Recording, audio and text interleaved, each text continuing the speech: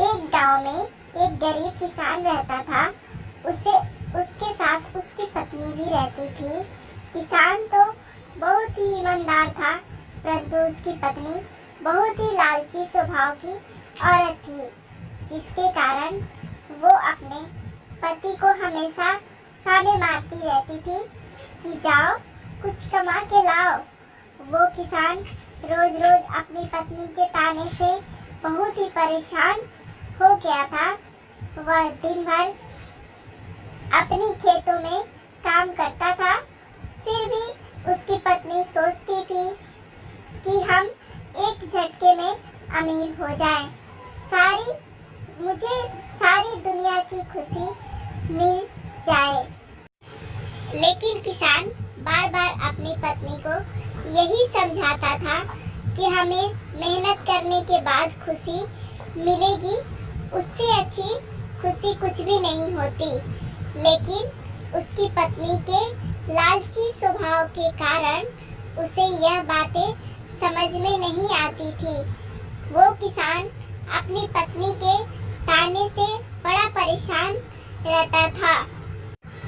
एक दिन किसान जंगल में लकड़ी काटने के लिए गया और उस दिन धूप बहुत तेज थी, तो किसान धूप और गर्मी से बहुत जल्दी थक गया और वह आराम करने के लिए एक पेड़ के नीचे बैठ गया और अपनी पत्नी के बारे में सोचने लगा।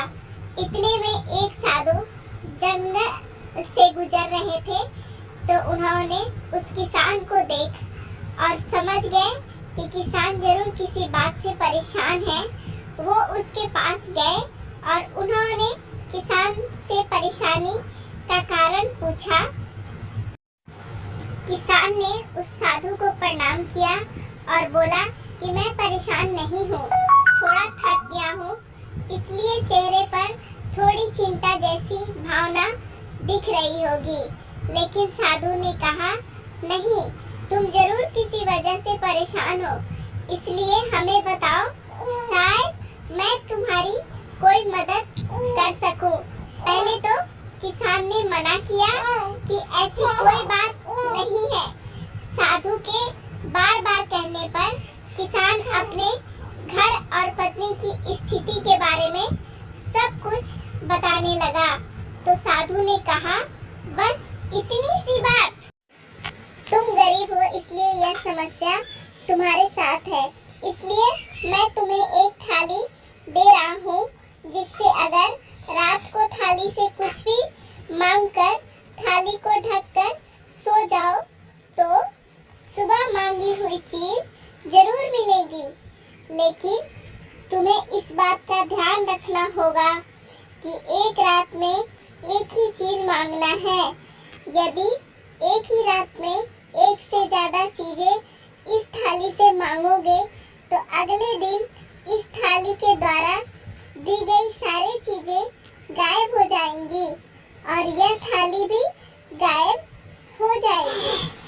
साधु की बात सुनकर किसान बहुत खुश हुआ और मन ही मन सोचने लगा, सब चीजें धीरे धीरे बदल जाएंगी, हम गरीब से अमीर हो जाएंगे और हमारी पत्नी भी खुश रहेगी। ऐसा सोचकर किसान ने उस साधु महाराज को धन्यवाद किया और फिर हंसी खुशी अपने घर लौट आया और उस थाली के बारे में अपनी पत्नी को बताया। पहले उसकी पत्नी को विश्वास नहीं हुआ, लेकिन किसान के समझाने पे वो मान गई। वह दोनों रात होने का इंतजार करने लगे। जब रात हुई तो किसान और उसकी पत्नी ने थाली के सोने से सिक्के मांगकर उसे ढककर सो गए। जब अगले दिन सुबह उठे तो देखा कि उस थाली में सोने के सिक्के भरे हुए थे।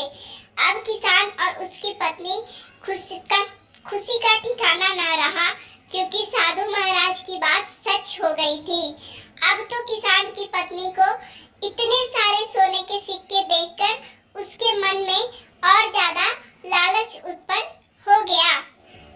फिर एक रात उसने महल, फिर दासी और फिर नौकर चाकर सब कुछ एक एक करके मांग लिया, तो अगले दिन उसे मन चाही चीज मिल जाती थी। अब तो किसान की पत्नी गरीब से अमीर हो चुकी थी और उसकी खुशी का ठिकाना ठिकाना नहीं रहता था। लेकिन उसके मन का लालच दिन प्रतिदिन बढ़ते ही जा रहा था। लेकिन किसान उससे बहुत समझाता था कि इतना सुख संपत्ति हमारे लिए बहुत है, लेकिन वह कहाँ मानने वाली थी। इसी बीच किसान एक दिन जरूरी काम से कहीं बाहर गया हुआ था और रात को घर वापसी नहीं आ पाया था। तो किसान की पत्नी ने उस रात थाली से एक साथ ढेर सारी चीजें मांग ली। फिर क्या था, अगले दिन साधु महाराज के कथन के अनुसार वह थाली द्वारा दी गई शुरू से लेकर अब तक की सभी चीजें गायब हो चुकी थी। इसके बाद किसान की पत्नी फिर से अपनी टूटी हुई झोपड़ी में आ गई थी। यह सब देखकर वो पछताने लगी। इतने में किसान भी आ गया और ये सब देखकर उसने समझने में जरा भी देर नहीं लगी कि अपनी पत्नी को खूब बोला और कहा, और करो लालच, लेकिन अब सिर्फ पछताने के सिवा कुछ नहीं बचा था, क्योंकि जैसा कहा भी गया है कि लालच बुरी बला होती है। इंसान को जल्दी समझ नहीं आता, उसे तभी समझ में आता है जब सब कुछ खत्म हो चुका होता है और सिर्फ पछताना ही शेष होता है। तो दोस्तों, ये हमारी कहानी आप लोगों को कैसी लगी? अच्छी लगी होगी तो लाइक कर देना। चैनल पे न्यू होंगे तो इसी तरह की कहानी को सुनने के लिए चैनल को सब्सक्राइब कर लेना। मिलती हूँ अपने नेक्स्ट कहानी के साथ, तब तक के लिए बाय बाय, टेक केयर।